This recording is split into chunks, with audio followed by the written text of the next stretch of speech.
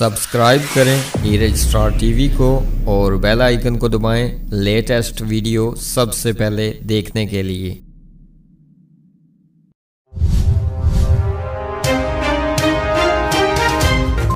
बिस्मिल्लाहिर्रहमानिर्रहीम। अस्सलाम वालेकुम दोस्तों, यहाँ पर आपको एक अफसोसनाक खबर देते चलें कि जातना बाजार में कत्ल का वाकया पेश आया है। मीरपुर आजाद कश्मीर के नवाई इलाके जातना बाजार में झगड़े के बाद फायरिंग हुई, जिससे एक शख्स जख्मी और एक जाँ बाक हो गया।